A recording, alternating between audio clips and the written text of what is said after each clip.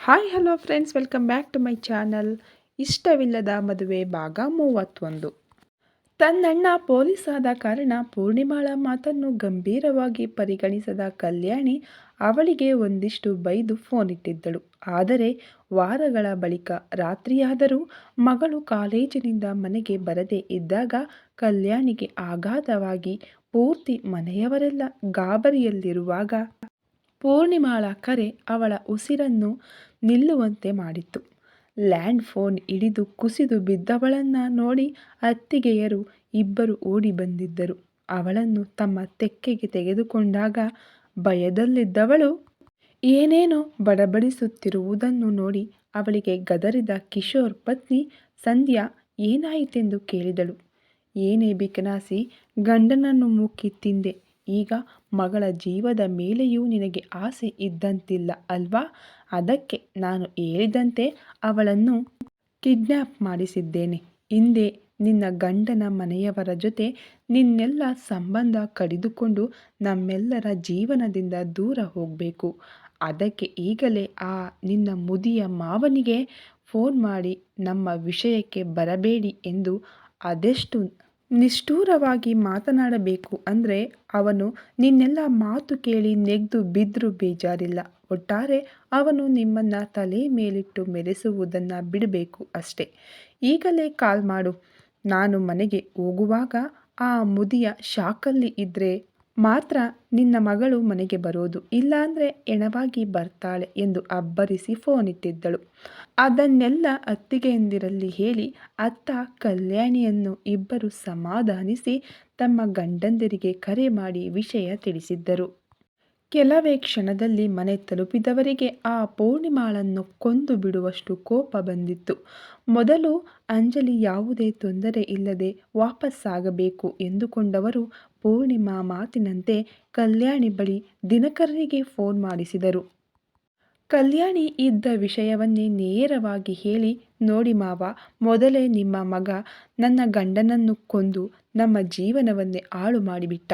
ಈಗ ಅವನ ಹೆಂಡತಿ ನಿಮ್ಮ ಸೊಸೆ ನನ್ನ ಮಗಳನ್ನು ಕಿಡ್ನ್ಯಾಪ್ ಮಾಡಿಸಿ ನಿಮ್ಮಲ್ಲಿ ನಿಷ್ಠುರವಾಗಿ ಮಾತನಾಡಿ ಸಂಬಂಧ ಕಡಿದುಕೊಳ್ಳಬೇಕು ಅಂತಿದ್ದಾಳೆ. ನಿಮ್ಮ ಫ್ಯಾಮಿಲಿಯ ನಾಟಕದಿಂದ ನಿಜಕ್ಕೂ ರೋಸಿ ಹೋಗಿದ್ದೇನೆ ಮಾವ. ನಿಮ್ಮೆಲ್ಲರಿಂದ ದೂರವಾಗಿ ಇಲ್ಲಿಗೆ ಬಂದರೂ ನೆಮ್ಮದಿ ಅನ್ನೋದಿಲ್ಲ. ಪ್ಲೀಸ್, ಇನ್ಮುಂದೆ ನಿಮ್ಮ ಮಗನ ಜೊತೆ ಅವನ ಹೆಂಡತಿ ಮಕ್ಕಳು ಕೂಡ ಸತ್ತು ಹೋದರೆಂದು ಭಾವಿಸಿ ನಮ್ಮನ್ನು ಮರೆತು ಬಿಡಿ ಎಂದು ಹೇಳಿ ಅವರ ಮಾತಿಗೂ ಕಾಯದೆ ಫೋನ್ ರಿಸೀವರ್ ಇಟ್ಟರೆ ದಿನಕರ್ ಆಘಾತದಲ್ಲಿದ್ದರು. ಸೊಸೆ ಕೆಟ್ಟವಳೆಂದು ಗೊತ್ತಿತ್ತು, ಆದರೆ ಒಂದು ಮಗುವಿನ ಪ್ರಾಣ ತೆಗೆಯುವಷ್ಟು ಕ್ರೂರತ್ವ ಅವಳಲ್ಲಿದೆ ಎಂದು ತಿಳಿದಾಗ ಉಗ್ರ ರೂಪ ತಾಳಿ ಅವಳಿದ್ದ ಕೋಣೆಗೆ ನಡೆದರು. ಏನು ಆಗಿಯೇ ಇಲ್ಲವೆನ್ನುವಂತೆ ಮಕ್ಕಳಿಗೆ ಓದಿಸುತ್ತಿದ್ದವಳನ್ನು ನೋಡಿದವರ ಪಿತ್ತ ನೆತ್ತಿಗೇರಿ ಬೆಲ್ಟ್ ಹಿಡಿದು ಹೆಣ್ಣು ಎಂದು ನೋಡದೆ ಸರಿಯಾಗಿ ಬಾರಿಸುತ್ತಾ, ನಿನ್ನ ಮನೆಹಾಳ ಅಪ್ಪ ನನ್ನ ಮಗನ ತಲೆ ಕೆಡಿಸಿ ನಿನ್ನನ್ನು ಅವನ ಹಿಂದೆ ಛೂ ಬಿಟ್ಟು ಮದುವೆ ಮಾಡಿಸಿದ. ನಿನ್ನಂತಹ ದರಿದ್ರದವಳನ್ನು ಮದುವೆಯಾದ ತಪ್ಪಿಗೆ ನನ್ನ ದೊಡ್ಡ ಮಗ ಮನೆ ಬಿಟ್ಟು ಹೋದರೆ ಚಿಕ್ಕ ಮಗ ಕೊಲೆಗಾರನಾಗಿ ಜೈಲು ಸೇರುವಂತೆ ಆಯಿತು. ನಿನಗೆ ಈಗಲ್ಲ, ವರ್ಷಗಳ ಹಿಂದೆಯೇ ನೀನು ಬಾಲ ಬಿಚ್ಚಿದಾಗ ಹೀಗೆ ಬಾರಿಸಿದ್ದರೆ ಮುದುರಿಕೊಂಡು ಇರುತ್ತಿದ್ದೆ. ಇವತ್ತಲ್ಲ ನಾಳೆ ಸರಿ ಹೋಗುತ್ತಾಳೆ ಎಂದು ಬಿಟ್ಟಿದ್ದಕ್ಕೆ ನೀನು ಕೂಡ ಗಂಡನ ಹಾಗೆ ಕೊಲೆ ಮಾಡಲು ಹೊರಟಿದ್ದೀಯಾ ಎನ್ನುತ್ತಾ ಮತ್ತಷ್ಟು ಬಾರಿಸಿದ್ದರು. ಆಜಾನುಬಾಹುವಾದ ದಿನಕರನನ್ನು ಅವಳಿಂದ ತಡೆಯಲಾಗಲಿಲ್ಲ. ಅಲ್ಲದೆ ಮೊದಲ ಬಾರಿ ಅವರ ಉಗ್ರ ರೂಪ ನೋಡಿದವಳು ನಿಜಕ್ಕೂ ಭಯಪಟ್ಟಿದ್ದಳು. ತಕ್ಷಣ ಅವಳಲ್ಲಿ ಅಂಜಲಿಯನ್ನು ಮನೆಗೆ ಬಿಡುವಂತೆ ಅವಳ ಸಹಚರರಲ್ಲಿ ಹೇಳಲು ಫೋನ್ ಇದ್ದಲ್ಲಿಗೆ ಅವಳ ಮುಡಿ ಹಿಡಿದೇ ಎಳೆದುಕೊಂಡು ಹೋದರು. ಫೋನ್ ಮಾಡಲು ಒಪ್ಪದೆ ಇದ್ದಾಗ ಅವಳ ಕೆನ್ನೆಗೆ ಸರಿಯಾಗಿ ಬಾರಿಸಿ ಫೋನ್ ಮಾಡಿಸಿದ್ದರು. ಮಕ್ಕಳ ಬೊಬ್ಬೆ ಕೇಳಿ ಮಾಲಿನಿ ಓಡಿ ಬಂದರೆ ಸೊಸೆಗೆ ಬಾರಿಸುತ್ತಿರುವ ಪತಿಯನ್ನು ನೋಡಿದವರಿಗೆ ಗಾಬರಿಯಾಗಿತ್ತು. ಅವರನ್ನು ತಡೆಯಲು ಹೋದವರಿಗೆ ಅವಳು ಮಾಡಿದ ತಪ್ಪನ್ನು ಹೇಳಿದಾಗ ಕೋಪಗೊಂಡ ಮಾಲಿನಿ ಕೂಡ ಸೊಸೆಗೆ ನಾಲ್ಕೇಟು ಹಾಕಿದ್ದಳು. ಪೆಟ್ಟು ತಿಂದು ಪ್ರಜ್ಞೆ ತಪ್ಪಿದ ಸೊಸೆಯನ್ನು ಅಲ್ಲೇ ಬಿಟ್ಟು ಮಕ್ಕಳಿಬ್ಬರನ್ನು ತನ್ನ ಕೋಣೆಗೆ ಎಳೆದುಕೊಂಡು ಹೋದ ದಿನಕರ್ ಹಠಮಾರಿಯಾದ. ಆ ಮಕ್ಕಳಿಗೂ ಗದರಿ ಸುಮ್ಮನೆ ಕೂರಿಸಿದರೆ ಅಜ್ಜನ ಕೆಂಗಣ್ಣಿಗೆ ಹೆದರಿ 2 ಮಕ್ಕಳು ಬಾಯಿ ಮುಚ್ಚಿದ್ದವು. ಗಂಟೆಯ ಬಳಿಕ ಕಿಶೋರನಿಗೆ ಕರೆ ಮಾಡಿ ಅಂಜಲಿ ಮನೆ ತಲುಪಿದ್ದಾಳೆ ಎಂದು ತಿಳಿದ ಮೇಲೆ ನಿಟ್ಟುಸಿರು ಹೊರಚೆಲ್ಲಿದ್ದರು. ಅಜ್ಜ ಅಜ್ಜಿ ಊಟ ಮಾಡಿ ಮಲಗಿದರೂ ಹಾಲ್ ಅಲ್ಲಿಯೇ ನರಳುತ್ತಾ ಮಲಗಿರುವ ತಾಯಿಯನ್ನು ನೋಡಿದ ದೊಡ್ಡ ಮಗಳು ದಿತ್ಯ ಅವಳನ್ನು ಎಬ್ಬಿಸಲು ಸೋತಿದ್ದಳು. ಇನ್ನು ಅವಳ ತಮ್ಮ ದಿಗಂತ್ ಅವನಿಗೆ ಅಮ್ಮನಿಗೆ ಏನೋ ಆಗಿದೆ ಎಂದು ಆ ದಿನ ಪೂರ್ಣಿಮಾಳಿಗೆ ಅನ್ನ ನೀರು ಕೊಡದೆ ಮಕ್ಕಳನ್ನು ಅವಳಿಂದ ದೂರ ಇಟ್ಟಿದ್ದರು. ಮೈಯೆಲ್ಲ ನೋವಿನ ಜೊತೆ ಆಗುತ್ತಿರುವ ಸುಸ್ತಲ್ಲೇ ನಿಧಾನಕ್ಕೆ ಎದ್ದು ಅಡಿಗೆ ಕೋಣೆಯೊಳಗಡೆ ಹೋಗಿ ನೀರು ಕುಡಿದು ಸುಧಾರಿಸಿಕೊಂಡವಳು ಪಾತ್ರೆಯಲ್ಲಿದ್ದ ಅನ್ನ ಸಾರು ಹಾಕಿಕೊಂಡು ಗಬಗಬನೆ ತಿಂದವಳಿಗೆ ಸ್ವಲ್ಪ ಆಯಾಸ ಕಡಿಮೆಯಾಗಿತ್ತು. ತನ್ನ ಕೋಣೆಗೆ ಬಂದು ಕನ್ನಡಿಯೆದುರು ನಿಂತು ಸೀಳಿದ ತುಟಿ, ಕೆನ್ನೆಯಲ್ಲಿರುವ ಬೆರಳಚ್ಚಿನ ಜೊತೆ ಹುಟ್ಟಿದ್ದ ಸೀರೆ ಏಟಿನ ಹೊಡೆತಕ್ಕೆ ಅಲ್ಲಲ್ಲಿ ಹರಿದಿದ್ದರೆ ಬೆನ್ನು, ಕೈಯೆಲ್ಲ ಬೊಬ್ಬೆಗಳು ಎದ್ದಿದ್ದವು. ಕೋಪದಲ್ಲಿ ಹಲ್ಲು ಕಡಿಯುತ್ತಾ ನನ್ನ ದೇಹಕ್ಕಾದ ಪ್ರತಿಯೊಂದು ಗಾಯಕ್ಕೆ ಬಡ್ಡಿ ಸಮೇತ ವಸೂಲು ಮಾಡದಿದ್ದರೆ ನಾನು ಅಪ್ಪನ ಮಗಳೇ ಅಲ್ಲ ಎಂದು ಬುಸುಗುಡುತ್ತಿದ್ದರೆ ಕೆಲಸದವಳಾದ ವನಜಾಕ್ಷಿ ಬಂದು ಹೊರಗಡೆ ಅವಳನ್ನು ಕರೆಯುತ್ತಿರುವುದಾಗಿ ಹೇಳಿದಳು. ಅಸಮಾಧಾನದಲ್ಲೇ ಹೊರಬಂದು ಇಬ್ಬರು ಪೊಲೀಸರನ್ನು ನೋಡಿ ಉಗುಳು ನುಂಗಿದರೆ, ಈ ಮನೆ ಮಗುವಿನ ಮೇಲೆ ನೀವು ಕೊಲೆ ಪ್ರಯತ್ನ ಮಾಡ್ತಿದ್ದೀರಿ ಎನ್ನುವ ಸಾಕ್ಷಿ ಸಮೇತವಾದ ಕಂಪ್ಲೇಂಟ್ ಇದೆ.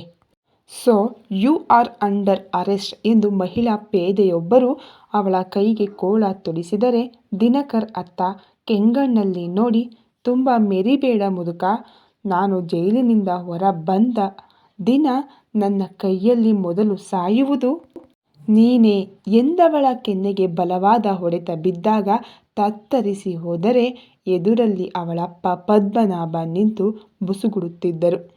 ಪೊಲೀಸ್ ಬಳಿ ಅವಳನ್ನು ಎಳೆದುಕೊಂಡು ಹೋಗುವಂತೆ ಹೇಳಿ ದಿನಕರ್ ಎದುರು ಕ್ಷಮಿಸುವಂತೆ ಕೈಮುಗಿದು ನಿಂತವರನ್ನು ನೋಡಿ ನಸುನಗುತ್ತಾ, ಇದೇನೋ ಪದ್ಮನಾಭ್ ಮಗಳಿಗೆ ಮನೆಹಾಳು ಐಡಿಯಾ ಕೊಟ್ಟು ಜೈಲಿಗೆ ಕಳುಹಿಸಿಬಿಟ್ಟಿರಿ, ಅಂದಹಾಗೆ ಮಗಳನ್ನು ಬಿಡಿಸಲು ಲಾಯರ್ ರೆಡಿ ಮಾಡಿದ್ದೀರೋ ಅಥವಾ ಛೇ, ನಾನೊಬ್ಬ ಮುಟ್ಟಾಳನ ಹಾಗೆ ಇಷ್ಟೆಲ್ಲ ಕ್ರಿಮಿನಲ್ ಪ್ಲಾನ್ ಮಾಡಿದ ಅಪ್ಪ ಮಗಳು ಎಲ್ಲ ಪೂರ್ವ ತಯಾರಿ ಮಾಡಿಕೊಂಡಿರ್ತೀರಿ ಬಿಡಿ.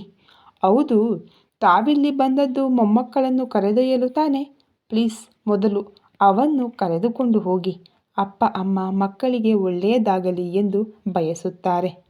ಆದರೆ ನಿಮ್ಮ ಮಗಳು ನಿಮ್ಮ ಹಾಗೆ ಆ ಮಕ್ಕಳಿಬ್ಬರಿಗೂ ಇಷ್ಟು ಚಿಕ್ಕ ವಯಸ್ಸಿಗೆ ಬರೀ ಕೆಟ್ಟದ್ದನ್ನೇ ಹೇಳಿಕೊಟ್ಟಿದ್ದಾಳೆ ಎಂದು ಹೇಳಿ ಹೆಂಡತಿಯಲ್ಲಿ ಆ ಮಕ್ಕಳ ಲಗೇಜ್ ಬ್ಯಾಗ್ ತರುವಂತೆ ಹೇಳಿ, ಇನ್ನು ನಿಮ್ಮ ಮಗಳ ಪಾಲಿಗೆ ಈ ಮನೆಯ ಬಾಗಿಲು ಶಾಶ್ವತವಾಗಿ ಮುಚ್ಚಿದ ಹಾಗೆ.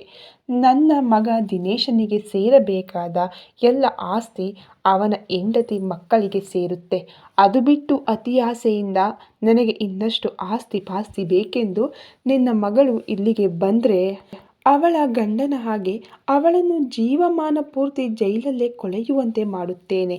ಹಾಗೆಯೇ ನಮ್ಮ ಮನೆಯ ಸಂತೋಷ ನೆಮ್ಮದಿಯನ್ನು ಕೆಡಿಸಿದ ನಿಮಗೂ ಇದು ಕಟ್ಟ ಕಡೆಯ ವಾರ್ನಿಂಗ್ ಎಂದು ಗುಡುಗಿದವರ ಕಡೆಗೆ ಪದ್ಮನಾಭ್ ಒಮ್ಮೆ ಭಯದಿಂದ ಬೆಚ್ಚಿ ಬಿದ್ದಿದ್ದಲ್ಲದೆ ಇಷ್ಟು ದಿನದ ತನ್ನೆಲ್ಲ ಕುತಂತ್ರವನ್ನು ಅರಿತಿದ್ದಾರೆ ಎಂದು ಬಾಲ ಮುದುರಿಕೊಂಡು ಅಲ್ಲಿಂದ ಹೋಗಿದ್ದರು. ಪೂರ್ಣಿಮಾ ಎನ್ನುವ ವಿಷ ಜಂತುವನ್ನು ದಿನಕರ್ ತಮ್ಮ ಪರಿವಾರದಿಂದ ದೂರ ಮಾಡಿದ್ದರೂ ಅವಳಿಂದ ಪದೇ ಪದೇ ನೋವುಂಡ ಕಲ್ಯಾಣಿ ಬಳಿ ದಿನಕರ್, ಮಾಲಿನಿ, ದೀಪಾ ಮತ್ತು ದಾಮಿನಿ ಅದೆಷ್ಟು ಕೇಳಿಕೊಂಡರೂ ಅವಳು ಮಾತ್ರ ತನ್ನ ಗಂಡನ ಮನೆಯಿಂದ ಶಾಶ್ವತವಾಗಿ ಸಂಬಂಧ ಕಳೆದುಕೊಂಡು ಅವರಿಗೂ ತನ್ನನ್ನು ಸಂಪರ್ಕಿಸಬೇಡಿ ಎಂದು ಖಡಾಖಂಡಿತವಾಗಿ ಹೇಳಿದ್ದಳು. ಆದರೆ ದಿನಕರ್ ಅವಳಿಗೆ ತಿಳಿಯದಂತೆ ತಿಂಗಳಿಗೊಮ್ಮೆ ಕಿಶೋರ್ ಆಫೀಸಿಗೆ ಕರೆ ಮಾಡಿ ಸೊಸೆ ಮಕ್ಕಳ ಬಗ್ಗೆ ಎಲ್ಲವನ್ನು ಕೇಳಿ ತಿಳಿದುಕೊಳ್ಳುತ್ತಿದ್ದರು. 1-2 ವರ್ಷ ಹಾಗೆಯೇ ಉರುಳಿದವು. ದೀಪಾ ಗಂಡ ವಿನಾಯಕ ಹಾಗೂ ಒಬ್ಬಳೇ ಮಗಳು ವಿನುತಾ ಜೊತೆ ತಾಯಿ ಮನೆಗೆ ವಾಪಸ್ಸಾಗಿದ್ದರಿಂದ ಸ್ವಂತ ಬಿಸಿನೆಸ್ ನಡೆಸುತ್ತಿದ್ದ ವಿನಾಯಕ ಅದಕ್ಕೊಂದು ವಿದಾಯ ಹೇಳಿ ಮಾವನ ಜೊತೆ ದಾಮೋದರನ ರೆಸಾರ್ಟ್ ನೋಡಿಕೊಳ್ಳತೊಡಗಿದನು. ದಿನಕರ್ ಮತ್ತು ಮಾಲಿನಿ ತಮ್ಮ ಹೆಣ್ಣು ಮಕ್ಕಳ ಜೊತೆ ಎಲ್ಲ ಮರೆತಂತೆ ಖುಷಿಯಲ್ಲಿದ್ದರೂ ಒಳಗೊಳಗೆ ಗಂಡು ಮಕ್ಕಳ ನೋವಂತೂ ಅವರಿಗೆ ಇದ್ದೇ ಇತ್ತು. ಎಲ್ಲವೂ ಸರಿಯಾಗಿದೆ ಎನ್ನುವಾಗ ಮಾಲಿನಿಯ ಹಠಾತ್ ನಿಧನ ಎಲ್ಲರನ್ನೂ ಆಘಾತಕ್ಕೆ ದೂಡಿತ್ತು. ಇಂದಿನ ರಾತ್ರಿ ದಾಮಿನಿ ತನ್ನ ಪತಿ ಮಗನೊಂದಿಗೆ ತಾಯಿ ಮನೆಗೆ ಬಂದಿದ್ದರಿಂದ ಎಲ್ಲರೂ ಮಾತನಾಡುತ್ತಾ ಖುಷಿಯಲ್ಲೇ ಊಟ ಮುಗಿಸಿ ದಾಮಿನಿ ಕೂಡ ಅಲ್ಲೇ ತಂಗಿದ್ದಳು. ಬೆಳಿಗ್ಗೆ ಅಪ್ಪನ ಬೊಬ್ಬೆ ಕೇಳಿ ಎಲ್ಲ ಅವರ ರೂಮಿಗೆ ಧಾವಿಸಿದರೆ ದಿನಕರ್ ಅಳುತ್ತಾ ವಿಷಯ ತಿಳಿಸಿದಾಗ ಎಲ್ಲರ ಕಂಗಳು ತುಂಬಿದ್ದವು. ದೀಪ ಮತ್ತು ದಾಮಿನಿಯನ್ನು ಅದೆಷ್ಟು ಸಂತೈಸಿದರೂ ಅವರ ಅಳು ನಿಲ್ಲುತ್ತಲೇ ಇರಲಿಲ್ಲ. ದಿನಕರ್ ಜೊತೆ ಇಬ್ಬರು ಹೆಣ್ಣು ಮಕ್ಕಳನ್ನು ಸಮಾಧಾನಿಸುವಾಗ ಗಂಗಾಧರ್ ಮತ್ತು ವಿನಾಯಕ ಹೈರಾಣಾಗಿದ್ದರು. ಮಾಲಿನಿ ಎಲ್ಲ ಕಾರ್ಯ ಮುಗಿಸಿ ದಾಮಿನಿ ಗಂಡನ ಜೊತೆ ವಾಪಸ್ಸಾಗಿದ್ದಳು. ತಿಂಗಳು ಹುರುಳಿ ಅದೊಂದು ದಿನ ದಿನಕರನಿಗೆ ದಾಮೋದರ್ ನೆನಪು ಅತಿಯಾಗಿ ಕಾಡುತ್ತಿತ್ತು. ತಕ್ಷಣ ಬೆಳಗಾವಿಯ ಮನೆಗೆ ಫೋನ್ ಮಾಡಿದರೆ 7-8 ರಿಂಗಿನ ಬಳಿಕ ರಿಸೀವರ್ ಎತ್ತಿ ಹಲೋ ಎನ್ನುವ ಹೆಣ್ಣು ಧ್ವನಿ ಕೇಳಿದಾಗ ಹೇಗಿದ್ದೀಯಾ ಕಲ್ಯಾಣಿ ಎಂದವರ ಮಾತಿಗೆ ಮಾವ ಮಾವ ಹೇಗಿದ್ದೀರಿ ಅಂತ ಕಂಪಿಸುತ್ತಿರುವ ಧ್ವನಿ ಕೇಳಿದವರಿಗೆ ಅವಳ ಮನಸ್ಥಿತಿ ಅರ್ಥವಾಗಿತ್ತು. ತಮ್ಮೆಲ್ಲರ ಬಗ್ಗೆ ಹೇಳಿದಾಗ ತಾಯಿಯಂತಹ ಅತ್ತೆ ತೀರಿಕೊಂಡ ಬಗ್ಗೆ ಕೇಳಿ ಕಣ್ಣೀರು ಮಿಡಿದಳು. ಮೊಮ್ಮಕ್ಕಳ ಬಗ್ಗೆ ಗೊತ್ತಿದ್ದರೂ ಸಹ ದಿನಕರ್ ವಿಚಾರಿಸಿದಾಗ ಅಂಜಲಿ ಮುಂಬೈಯಲ್ಲಿ ಹೋಟೆಲ್ ಮ್ಯಾನೇಜ್ಮೆಂಟ್ ಕೋರ್ಸ್ ಮಾಡುತ್ತಿದ್ದರೆ ಸಾಹಿತ್ಯ ಈಗ 8ನೇ ಕ್ಲಾಸ್ ಎಂದು ಇಷ್ಟು ವರ್ಷ ಬಾಕಿಯಿದ್ದ ಮಾತು ಮಾವ ಸೊಸೆ ಮಾತನಾಡಿ ಮನೆಯವರೆಲ್ಲರ ಬಗ್ಗೆ ಕೇಳಿ ಫೋನಿಟ್ಟಿದ್ದಳು. ಅಂದಿನಿಂದ ಕಲ್ಯಾಣಿಯ ಜೊತೆ ಅಪರೂಪಕ್ಕೊಮ್ಮೆ 2 ಮೊಮ್ಮಕ್ಕಳ ಜೊತೆಯಲ್ಲೂ ದಿನಕರ್ ಮಾತನಾಡುತ್ತಿದ್ದರು. 5 ವರ್ಷಗಳು ಯಾವುದೇ ಅಡ್ಡಿ ಆತಂಕವಿಲ್ಲದೆ ಸರಾಗವಾಗಿ ಸರಿದವು. ಮಗ ಜೈಲು ಸೇರಿದ್ದರೂ ಅವನ ಮತ್ತು ಪೂರ್ಣಿಮಾಳ ಎಲ್ಲ ಮಾಹಿತಿ ದಿನಕರ್ ಕೈಗೆ ಸೇರುತ್ತಿತ್ತು. ಪೂರ್ಣಿಮಾ ಜೈಲು ಸೇರಿದ 2 ದಿನಗಳಲ್ಲೇ ಬೇಲ್ ಮೂಲಕ ಹೊರ ಬಂದವಳು. ಪೊಲೀಸ್ ಎಚ್ಚರಿಕೆಯ ಜೊತೆ ಅಪ್ಪನ ಮಾತು ಅವಳು ಗಂಡನ ಮನೆಯವರ ತಂಟೆಗೆ ಹೋಗದಂತೆ ತಡೆದಿತ್ತು. ಅದೊಂದು ದಿನ ರೆಸಾರ್ಟ್ ಆಫೀಸಲ್ಲಿದ್ದ ದಿನಕರರಿಗೆ ದಿನೇಶ್ ಬಗ್ಗೆ ಮಾಹಿತಿ ಕೊಡುತ್ತಿದ್ದ ವ್ಯಕ್ತಿ ಒಂದು ಆಡಿಯೋ ಕಳಿಸಿ ಕೇಳುವಂತೆ ಹೇಳಿದನು. ಅದರಲ್ಲಿ ಗಂಡ ಹೆಂಡತಿ ಇಬ್ಬರು ಮಾತನಾಡಿದ್ದನ್ನು ಕೇಳಿದವರ ರಕ್ತ ಕುದಿದಿತ್ತು. ಇಬ್ಬರಿಗೂ ಸತ್ತರೂ ಬುದ್ಧಿ ಬರೋಲ್ಲ ಎಂದುಕೊಂಡವರು ಅದೇ ಯೋಚನೆಯಲ್ಲಿ ಇರಬೇಕಾದರೆ ಮಗಳು ದಾಮಿನಿಯ ಕರೆ ಅವರನ್ನು ಎಚ್ಚರಿಸಿತ್ತು. ಗಿರಿಧಾಮದ ಹೆಡ್ ಚೆಫ್ ಸಂದೇಶ್ ಹೆಂಡತಿಗೆ ಆಕ್ಸಿಡೆಂಟ್ ಆಗಿ ಅವನು ಪರ್ಮನೆಂಟಾಗಿ ಹೈದರಾಬಾದಿಗೆ ಶಿಫ್ಟ್ ಆಗುತ್ತಿದ್ದಾನೆ. ಹಾಗಾಗಿ ನಮ್ಮ ಗಿರಿಧಾಮಕ್ಕೆ ಒಳ್ಳೆಯ ಚೆಫ್ ಬೇಕು ಎಂದ ಮಗಳ ಮಾತಿಗೆ ಕೂಡಲೇ ಏನೋ ನಿರ್ಧಾರ ಮಾಡಿ ಮನಸ್ಸಲ್ಲೇ ಇದ್ದ ದೇವರಿಗೆಲ್ಲ ಕೈ ಮುಗಿದರು. ತಕ್ಷಣ ಮೊಮ್ಮಗಳು ಅಂಜಲಿ ಬಳಿ ಅವಳ ಬಯೋಡಾಟಾವನ್ನು ಕಳುಹಿಸುವಂತೆ ಹೇಳಿ ಅದನ್ನು ದಾಮಿನಿಗೆ ತಲುಪಿಸಿದರು.